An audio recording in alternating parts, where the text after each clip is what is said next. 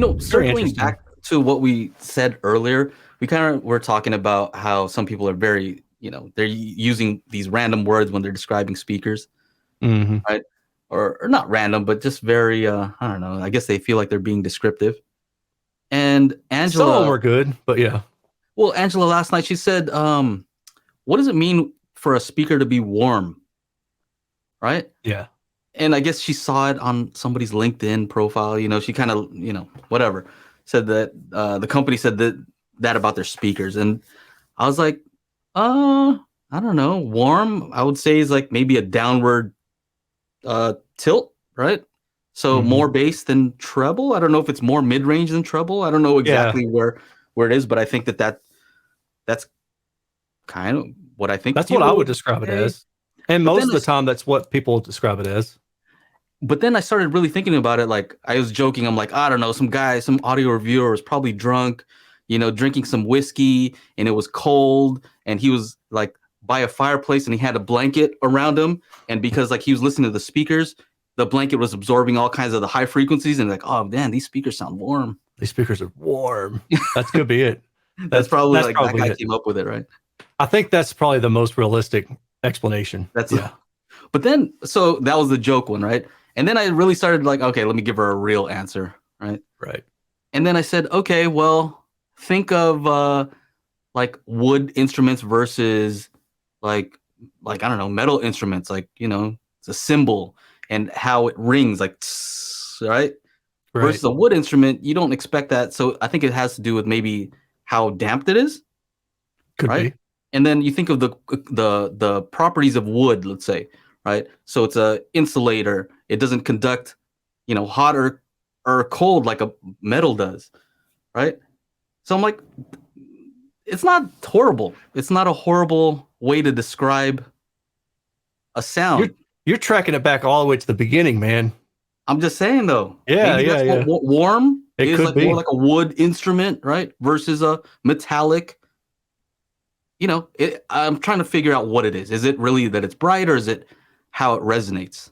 Right. And there's all the other ones that go along with it. I mean, yeah, I agree with you. But I generally have heard warm described as a more subdued top end relative to the mid range area. Like the Hmm. mid range is more full. But then, what mid range are you talking about? So I'd be talking like 300 to 500 hertz, like kind of right Hmm. in that area is generally, but I don't know. I think Depends it's on who just you ask, I interesting. suppose. I think it's just interesting because I think there might. I used to just kind of make fun of that, but then I was like, you know what? Maybe there is an art to that. Let's say you have the measurements. How do you Right. communicate 1 kilohertz to a guy who doesn't know anything about measurements? What is 1 kilohertz to him? Yeah. So, I mean, it's kind of funny. The interactive EQ Yeah, website. yeah. So that's one of my notes. I've got like 30 different things in my iPhone notes that one of these days I want to get around to making a video for it. But that's one Interactive. of them. Just bringing up that website. Hey, when I talk about frequencies, go and look at this thing, or go and Google EQ frequencies for mastering engineers, that kind of stuff. It gives you, this is what people in the industry say. 1 kilohertz. Whack is what it says. Whack. Whack and honk. It actually says Piccolo. whack. WHACK. Oh, I thought you were talking about like WACK. Penny. Like that's whack, man. I mean, this is the interactive one that you're talking about. Yeah, yeah. So just in case I people are believe like, what you. is this guy talking about? Honking. Yeah. This one, right? 1 to 2 can be tinny. Yeah. This is what we're talking about. Yeah. I love that site, man. Okay, so I go to that for we're saying myself. what's 1 kilohertz? So 1 kilohertz, And depends on the whack, instrument too. honk. Yeah. So, if you're talking about somebody's playing a guitar, I actually just used this the other day when I was trying to find a good way to describe like a glaring sound that I was hearing in a 2 to 3K region. Mhm. So I went to the guitar, I think it was, and I think I looked around that area and I think I actually found that they use glare or something. I can't remember what word it was, but, or maybe I'm just making that up right off the top right now, but presence, I don't think so. Anyway. Yeah, so I guess my whole point is there is an art to that, right? So maybe I shouldn't make fun of that so much because it is hard to describe it to somebody who doesn't know. Right? Yeah, but I think some of them, I wish I could remember there was 2 words in back-to-back sentences that he used. And I was thinking, good Lord. Like, what does that even mean? That, I mean, that it means, and this is me trying to be open to it, you know? I'm like, that doesn't help anybody at all. That means nothing, you know? I don't know. Yeah, I think it would just be good in combination with the graphs, though. You know, to me, it's always Yeah. like it's always a combination. And this, what kind of struck a chord with me is when you were interviewing Greg Timbers, and he was saying, you know what, the engineers do what they do, the marketers do what they do, right? Right. And you, Yeah. in order to have a good company, you have to have both. Like, if it was just engineering, they might not sell a bunch. If it's Right. just The company would marketing, they would be fail. selling snake oil or whatever garbage, right? Yeah. It needs to be a combination of both. And so I kind of thought about that as far as like objective measurements, engineering, right? Yeah.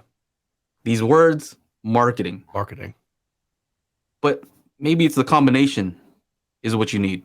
Yeah. Here's No, the objective, I but agree. here's how to relate to it, you know? I agree. I don't think that you should be steadfast in either. Well, maybe steadfast is the word, like too staunch in either, you know? You need a good compliment, I think, especially when you're trying to like my goal is to try to get people to understand that the measurements are important. Mhm. So I don't want to just say, here's a measurement, this speaker's good, you're done. Like, you know, I want to try to make it relatable, you know, so people can kind of, oh, okay, you know, based off of this experience I've had, I think I understand what he's saying.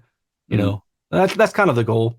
Because the last thing we want to do, you know, in the hobby is alienate people. You know, like, oh, well, this guy's only subjective or this guy's only objective, so we can't watch him. Like, that's really not Mhm. the goal.